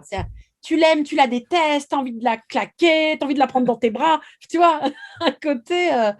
Donc, et puis après, tu vois, il y en a des tas d'autres, hein, mais si on prend dans mes derniers coups de cœur, par exemple, j'ai beaucoup aimé Les enfants sont rois, moi, de Delphine de Vigan. Je ne sais pas si tu Mm. l'as Je lu, l'ai pas lu encore, non. qui est J'a- vraiment. J'attendais que la hype retombe un peu, moi, Ah ouais, pour y vraiment, aller. j'ai adoré, adoré. Mais j'aime beaucoup Delphine de Vigan, alors je suis pas Oui, très. Voilà. Ouais, j'ai beaucoup aimé Numéro 2 de David Fuenquinos. ouais, il paraît qu'il est top aussi, ouais. Ouais, qui est vraiment parce que ça, typiquement, tu le lis quand tu es auteur et tu te dis, punaise, j'aurais voulu avoir cette idée. Ouais, bah Vraiment. oui. Parce que l'idée est top en termes Mm. d'originalité. Voilà, en gros, on va dire, voilà, dans mes 3 gros coups de cœur et puis mes dernières lectures un peu que D'accord, j'ai beaucoup aimées. on prend note. Je suis complètement d'accord sur les derniers jours de Rabbit Ace, mais Ah, plus, et la plus, plus. suite Hein. est bien aussi. La Je sais suite pas si est tu as lu très, la très suite. sympa. Ouais, c'est très Moi, sympa. j'ai aussi Alors, c'est beaucoup pas au aimé. niveau, mais c'est très sympa. Puis, on est très Ouais, content de les retrouver, surtout, je pense. ouais. Et je Parce que moi, trouve que j'avais ça envie de savoir. finit de la meilleure des manières. Oui, Je trouve que la complètement, ouais. fin est vraiment peut pas finir mieux que ça. Et Oui, vraiment, ouais, enfin, ouais, mais c'est vrai bah, que les derniers jours, oui, ouais, c'était vas-y. une belle retrouvaille, je trouve, le tome 2, en fait. Ouais, Moi, je sais que c'est un des rares romans où j'avais l'impression que les personnages existaient, en fait. Pour moi, ils étaient là, ils sont là, ils existent, tu vois. Et ouais, du c'est. coup, quand on les quitte à la fin du tome 1, moi, je crois que, alors, en dehors de la fin du livre qui m'a anéanti, il y a aussi le fait de me dire, oh, je vais plus les voir, ils vont plus être Ouais, là. Et ça m'a manqué. Et c'est vrai que j'ai sauté sur le tome 2 pour pour ces retrouvailles, en fait. J'avais envie ouais, c'est d'être de ça. nouveau avec eux, quoi. C'est Et ça. puis avec Rabbit, parce que finalement, elle est plus là, mais elle est là, en fait. Oui, bah oui. Et Donc, tu vois, moi, je me revois sur mon canapé à pleurer comme une madeleine et à me dire, mais un livre te fait pleurer. Ça ne m'était jamais arrivé, en fait. Avoir de l'émotion, mais pleurer à chaudes larmes.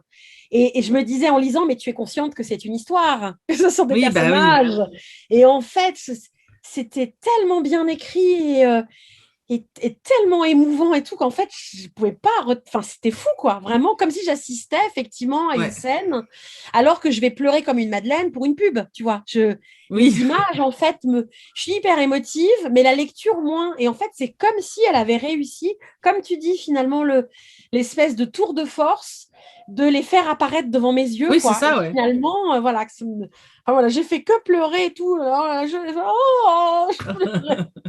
Et je lui ai Bah, dit la première fois que je l'ai vu, ouais. je lui ai dit, votre livre est le premier à m'avoir fait pleurer. Hein. Bah, moi, je pleure. En fait, bizarrement, dans les romans, je pleure quand je sais d'avance ce qui va se passer, mais que ça se passe quand même. Enfin, je sais pas comment expliquer. Bah, dans Rabbit Ace, le titre te le dit. Les Ah bah derniers oui, jours, oui, oui, t'assistes à la fin de peur, sa hein, vie. on va Voilà. spoiler. On sait Donc, tu quelle le peur. sais. Tu rentres dans le livre, tu le sais que ça va être Ouais, un peu dur émotionnellement, puisqu'il y a le personnage principal qui va mourir. Mais tu le sais tout le long, mais quand ça arrive, mon cœur était ouais. toujours pas protégé. Donc, je Mais t'as m'effondre. raison. Je crois qu'en fait, le fait que tu le sais, tu le saches, du coup, tu t'en Ouais. protèges pas, en fait, Mais non, tu vois. c'est Tu sais qu'elle terrible. va mourir. Donc, en gros, tu le sais et du coup, ça te prend par surprise. Parce que Oui, tu le sais, tu t'en protèges pas, tu n'y penses pas. Et donc, quand ça arrive, bam, c'est terrible. Et là, la c'était. seule autre chose qui me fait exactement la même effet, c'est le film Les Petits Mouchoirs, qui est un de mes films préférés. Je trouve que Guillaume Canet a fait un travail fabuleux sur ce livre, sur ce film. C'est un bijou. Et en fait, je vois cette scène où je me souviens plus de l'acteur. Bon bref, en plus il a un physique assez voilà. On le sait, il va le dire. Il va le dire que le gars est mort. Tu le sais en fait, ça se voit à Ouais. sa tronche. Hein. Donc moi je suis là. Stéphanie, tu le sais, tu connais le film par cœur, c'est bon. Il s'assoit, il remplit. Je vois la scène, il remplit son verre de vin blanc. Et il les regarde, il les engueule tous en leur disant que c'est des pourris, qu'ils passent leurs vacances, qu'ils en ont rien à foutre et tout. Et moi, je commence déjà à sentir, tu sais, que ça Ouais. monte. Et je suis là, non, tu l'as vu 50 fois. Et là, il Ah te ouais. balance, il est mort tout seul comme un chien. Et là, moi, je suis là, oh putain, c'est pas possible. Alors que tu le sais, tout le monde le sent en fait. Je veux dire, même quand t'as jamais vu le film, tu sais, déjà, tu sais que le gars va mourir, c'est évident. Ouais. Et puis en plus, la scène, tu comprends bien comment elle est filmée, la musique, tu sais que c'est bon, tu vois. Ouais. Mais Ouais. tu peux pas. T'as beau le savoir et te dire, c'est bon, je suis blindé, Et c'est tu vois, je trouve impossible. que dans un film, en fait, tu as justement tous ces éléments-là annexes, la musique, Mm. les images, en fait, qui font monter l'émotion. Alors que dans un livre, t'as pas ça, en fait. Et ça, je trouve ça, c'est d'autant plus magique parce que du coup, t'as que les mots, quoi. Et ce que ta tête se Mm. représente, mais t'as pas la musique qui va bien, avec les regards, le machin, qui font qu'effectivement, sans même que tu y penses, l'émotion, elle monte toute seule parce que la musique, parce que tout ça. Et je trouve que dans un livre, c'est pour ça que ça m'avait cueilli, moi, de me dire, tu pleures, hein, alors qu'en fait, il n'y a que des mots, quoi. Tu lis un truc, mais je sais pas, elle a réussi presque, effectivement, à en faire quelque chose de visuel, quoi. Et à faire Ah qu'il y oui, avait genre la mais musique qui était là et tout, et voilà. moi, je sais que moi, j'ai cette tendance quand je lis à, moi, j'entends les voix en fait des Ouais, personnages. J'ai de la musique parfois dans ma tête en même temps que je lis. Moi, les livres, c'est un film pour moi. C'est-à-dire que moi, je vis trop les scènes. Et en plus, c'est bon, moi, j'ai visualisé les personnages. En général, je vois que leurs yeux et leur bouche, mais Ah oui, d'accord. Ils sont là. Et en fait, du coup, moi, je vois tellement la scène de toute façon, quand le livre est bon, parce que des fois, je vois rien, c'est que c'est pas très bon signe, mais je vois tellement la scène que, en fait, pour moi, je pense que c'est pour ça que je pleure souvent dans les romans. Peut-être, peut-être que moi, moins, tu vois. C'est vrai moi, que... je vois tout, moi. Et ça m'avait cueilli, vraiment. C'est fou, quoi. Vraiment, c'est fou. Et encore, enfin, tu vois, c'est une émotion. Je l'ai lu il y a un moment quand même. Et ça reste hyper. C'est une émotion de lectrice qui est assez ouf, quoi, de se dire comment est-ce que. Et c'est ça qui a fait que j'ai eu envie d'écrire. C'est-à-dire que moi, quand je lisais à l'époque, Rémi sans famille ou des romans comme ça, et je me disais, mais moi aussi, je veux faire ressentir des émotions, quoi. Il y a juste des mots, en fait. Et le type, il raconte une histoire et toi, en face, tu es là et tu as peur, tu vibres, tu ris, tu vois. Et ça, ça m'a toujours fasciné, de cette capacité des auteurs à déclencher une émotion parce que tu mets un point à un endroit et pas à un autre, parce que tu coupes une phrase en deux, parce que tu fais une répétition de mots, et en fait, c'est ça qui crée à un moment donné une tension qui monte, un rythme, une émotion. Et ça, je trouve, ça m'a toujours fascinée. Je trouve ça magique, quoi. C'est vraiment. C'est vrai, hein. Mais c'est marrant parce que tu vois, je suis une lectrice, je le dis tout le temps, je suis vraiment une lectrice d'émotions. C'est-à-dire que moi, il y a par exemple, les thrillers, il y a certains thrillers, je les adore et j'aurai jamais de coup de cœur parce que moi, j'ai besoin d'émotions. Et un thriller, je ressens pas d'émotion dans un thriller, quoi. Donc moi, je suis vraiment ce côté très lectrice d'émotions. Et tu vois, par contre, ce qui va me fasciner chez un auteur, ça va pas être, bizarrement, sa capacité à m'émouvoir, parce que j'ai le sentiment que moi, on m'émeut facilement, donc je pense que c'est peut-être pour ça. Par contre, c'est l'imagination de certaines personnes. Je me dis, mais mon Dieu, comment la personne, elle a pu imaginer un truc comme ça, tu vois. Pour moi, c'est les gens qui arrivent à avoir autant d'imagination, vous êtes des extraterrestres. Pour moi, je ne comprends pas.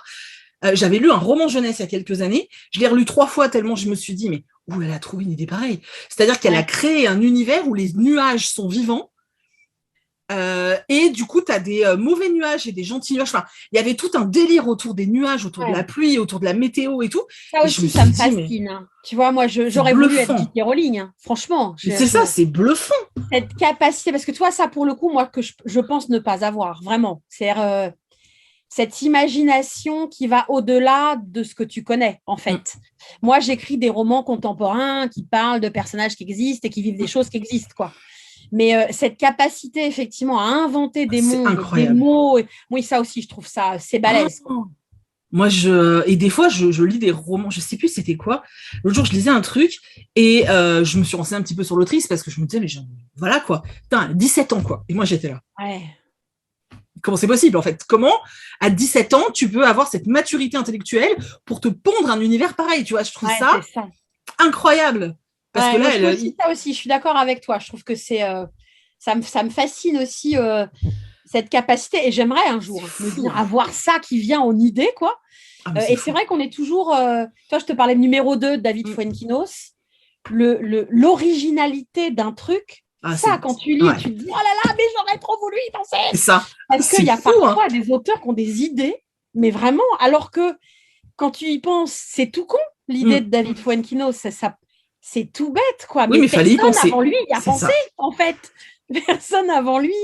Et ça, c'est génial. Moi, quand tu lis, tu dis, c'est tellement génial.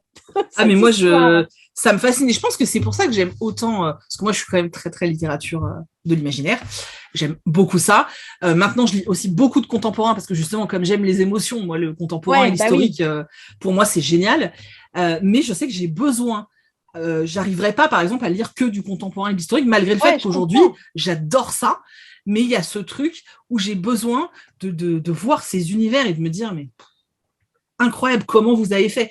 Et je trouve ça, vraiment, ça me fait halluciner, en fait. Et ça, par contre, c'est un truc où je me dis, tu vois, des fois, quand je me dis, allez, je vais écrire, et là, je me dis, ah non, mais tu pourrais jamais écrire un truc et créer un univers comme ça, t'en es incapable. Oh, bah, laisse tomber, va lire, c'est mieux, tu vois. Et je me Et suis ça, mis je dans crois qu'il ce ne faut rôle-là. pas y penser, en fait. Au début, il ne faut pas penser à ce que font les autres, C'est parce qu'au dur quand début, ça même. te paraît toujours nécessairement 1000 fois mieux que toi. Donc, je crois qu'il ne faut pas trop y penser, parce que sinon, ça freine vachement, c'est sûr. Hein. Tu vois, Bah, comme quand au tu lis début, beaucoup, en plus, ouais, et c'est pareil, au début, moi, à chaque fois, chaque livre que je lisais après avoir écrit, je me disais, oh là là, mais je voudrais écrire comme ça. Vraiment, et tu vois, à force, j'y pense moins. En fait, j'y pense plus. Parce qu'en fait, je me dis, chacun écrit comme il hmm. écrit. Mais toi, au début, dans mes premiers romans, je me dis, alors, il faut faire des belles phrases, essaye de travailler un peu. Et en fait, ça sortait à la Karen Ponte, en fait. Et Bah j'ai oui. fini par accepter que si ça sort à la Karen Ponte, c'est que ça doit sortir à la Karen Ponte. Et Hmm. que finalement, il n'y a pas à rougir en fait d'une plume plutôt qu'une autre. Voilà, et de me dire, tu as une plume déjà. C'est déjà ça. Vachement bien. Et que finalement, cette plume-là, il y a peut-être moins de descriptions, moins de choses que dans d'autres plumes.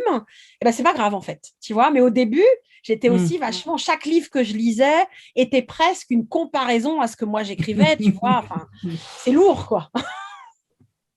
Mais je pense que, ouais, bah, après, ouais, enfin, moi, je sais que c'est un truc qui me bloque depuis 20 ans, je pense, hein, clairement, de me dire à chaque fois, oh non, vas-y, j'essaye, et puis je me dis, c'est bon, les autres font mieux, laisse-les faire. Bon, il y a un côté feignante aussi, je pense, un petit peu. Mais ouais, moi, pour moi, les auteurs, vous avez un petit truc magique parce que vous arrivez à aller jusqu'au bout. Déjà, je trouve ça juste dingue. Et non, mais c'est vrai, je trouve que déjà avoir l'idée, c'est une chose, mais réussir à construire tout un roman autour de cette idée, aller jusqu'au bout de l'idée, bah déjà, je trouve que c'est génial en fait. Se dire, waouh, putain, je l'ai fait, voilà, j'avais mon idée, j'y suis allée. Et Ouais. puis de renouveler ça tous les ans, je me dis, waouh, moi vraiment, surtout, bah tu vois, toi, tu es très régulière, il y a pas mal d'auteurs comme ça, enfin, pas mal, ce sont ceux que je lis en tout cas, qui sont très très Oui, oui. Bah, c'est réguliers. vrai que c'est devenu un peu, c'est vrai, hein, une espèce de rendez-vous C'est annuel, ça. effectivement, chez plein d'auteurs, quoi, hein, c'est sûr. Hein. Mais c'est vrai que du coup, à chaque fois, je me dis, waouh, c'est fort quand même. Et ce que je trouve assez impressionnant, c'est que pour l'instant, en tout cas, j'ai le sentiment que les auteurs, en tout cas ceux que moi je suis, sont sur une pente plutôt ascendante. Parce qu'à chaque fois, je me dis, attends, fournissant un roman tous les ans, c'est énorme quand même au niveau charge de travail, au niveau charge mentale, au niveau tout, tu vois. Et des fois, je me dis, ah, ça se trouve, de temps en temps, on va en avoir un qui est pas terrible parce que, tu vois, il faut fournir. Et en fait, bah non, à chaque fois, soit c'est aussi bien, soit c'est encore mieux. Soit... Et je me dis, mais qu'est-ce que vous êtes fort. Bon, après, Vous tu êtes vois, fort. je pense que tu vois, moi, il y a des auteurs dont je lis tous les livres, Mm.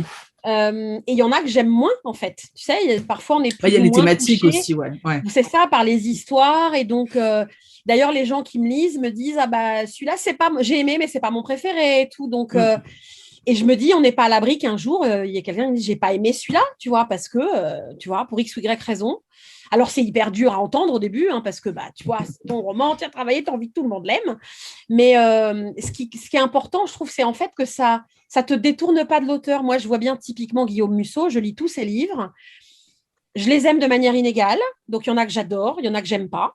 Et pourtant, chaque année, je vais racheter, en fait. Parce que tu vois, en Mm. fait, c'est un auteur que j'aime, en fait. J'aime l'univers. Et je me dis, bah, il y a des histoires dans cet univers qui me plaisent plus ou moins que d'autres. Mais je vais lire tous les ans, quoi. Voilà. Mm. C'est le rendez-vous annuel, un peu. Et puis, parfois, effectivement, l'histoire me touche plus ou moins. Et ça, Ouais. c'est très variable, en fait. Ça, pour le coup. Ouais, non, ça, après, les thématiques, c'est clair que tu peux pas prévoir, quoi. Après, je sais pas, moi, j'ai le sentiment que enfin, j'ai le sentiment que, en tout cas, tu prends assez bien les avis mitigés ou négatifs. Alors, peut-être que c'est Ouais. juste en façade, je sais pas, hein. Alors, Mais non, quand c'est pas méchant, je le prends bien. moi, Parfois, c'est le c'est sentiment méchant. que j'ai. J'en ai lu des méchantes et voilà, quand c'est méchant, j'ai plus de mal à l'encaisser. Mm. Par contre, quand c'est constructif, c'est-à-dire que quelqu'un, il aime pas et qui va dire bah, parce que tel personnage l'a pas convaincu ou tu vois, ça, je Mm. peux entendre parfaitement, quoi. Et en fait, il n'y a pas de. Ce que j'ai plus de mal, hein, c'est quand on va être plutôt dans la remise en question, on va dire, de toute façon, il a bâclé son truc et tout, tu vois. Quand on Ouais, est dans le ouais. jugement de Oui, valeur, en fait, ça, et puis je trouve que c'est déplacé comme genre de remarque. oui, un petit peu. Mais sinon, oui, quand quelqu'un aime pas celui-là, bah, parce qu'il aime pas celui-là, en fait, Non, ça me choque pas parce qu'on peut pas plaire à tout le monde et tous les livres peuvent pas plaire à Mm. une même personne en fait. Donc là-dessus, non, ça passe. Je te dis, quand c'est pas méchant, ça passe. Quand c'est méchant, j'ai plus de mal à encaisser. Mais bon, comme tout, hein, la méchanceté, voilà, c'est. Ouais, après, c'est humain aussi. Enfin, je veux dire, les gens peuvent très bien critiquer sans être méchants. Enfin, je veux dire, Mais à c'est ça, partir du puis moment. tu peux. En plus, il y a moyen de faire une. Moi, il y a des livres que j'aime pas, hein, et en fait, voilà, c'est pas grave. Et je peux dire pourquoi j'ai pas aimé, en fait, Oui, c'est sans, ça. sans détruire l'auteur. C'est plutôt ça, Mm. tu vois. Là, c'est la différence, en fait. Je vais pas avoir aimé ce livre-là. Ça veut pas dire que c'est l'auteur qui a mal fait son boulot, en fait. Tu Mm. vois? Oui, c'est une C'est question d'affinité. Il y a un truc qui passe pas, c'est tout, quoi. exactement, exactement. Il y a des histoires que j'aime pas, voilà, ou c'est tout, hein, c'est comme ça. Donc ouais, ça, quand c'est un, j'ai des lecteurs hein, qui me suivent et il y a certains de mes livres qu'ils n'ont pas aimé, et ils n'ont pas aimé, tu vois. Bah Mm. voilà. Alors, je suis triste un peu parce qu'en fait, je me dis, oh, je suis triste pour eux, en fait, tu vois, presque qu'ils n'aient pas aimé le bouquin. Mais ouais, non, je suis moins, en tout cas, moins blessée que je pouvais l'être au tout début dans les Mm. premiers, tu vois, quand tu te prends un commentaire, une étoile, les premières fois, ça pique hein, quand même. Hein. Il y a... Maintenant, moins parce que c'est le jeu et que voilà quoi. Ouais. Ouais, et puis bon, tout. Puis effectivement, on peut pas plaire à tout le monde. Donc, voilà. C'est ça. Puis bon, plaire à tout le monde, c'est plaire à n'importe qui. Hein, donc, Ouais, non, mais c'est ça. Puis en fait, il y a aucun auteur, tu vois. non, c'est pas C'est pas possible. vrai. Il y a aucun auteur qui fait l'unanimité. Je veux dire, il y a des gens qui détestent Victor Hugo alors que c'est Victor Hugo, tu vois. Bah voilà. Ah, Donc, mais complètement. Non, mais c'est bien parce qu'il y a des auteurs qui sont un peu plus sensibles sur le sujet. Hein, donc, c'est bien de le prendre à la cool aussi parce que tu te pourris pas la vie au moins. Et, non, c'est ça, c'est ça. donc, c'est assez chouette. Bah écoute, en tout cas, je te remercie d'avoir partagé ce grand moment avec nous. Eh ben, avec plaisir. Et je vous rappelle que du coup, le dernier sorti en brochet, c'est Et que quelqu'un vous tende la main. Je vous en parle, je crois que je vous en ai déjà parlé à mon avis, mais au cas où, voilà. Je vous mettrai dans la barre d'infos, je sais plus les dates en tête, donc je vous mettrai dans la barre d'infos. Et voilà, c'est le tout nouveau en brochet. Et il y a eu le poche aussi qui est sorti. Ouais, la lumière, il est La sorti en lumière. même temps. Ouais, Bah tout voilà. à fait. Donc vous en avez deux si vous savez pas lequel choisir. Vous avez une version poche, une version grand format. Et puis en plus, ça fait, on est déjà à la plage. Ouais, c'est ça. C'est déjà l'été, il fait beau, un petit mojito sur la plage et c'est parti. Voilà. Et puis bah voilà, bah merci beaucoup Karen, en tout cas d'être venue papoter un petit peu avec nous, de nous raconter tout ça et de nous parler de toi, de ton rapport à tes livres et tout. C'était très très intéressant.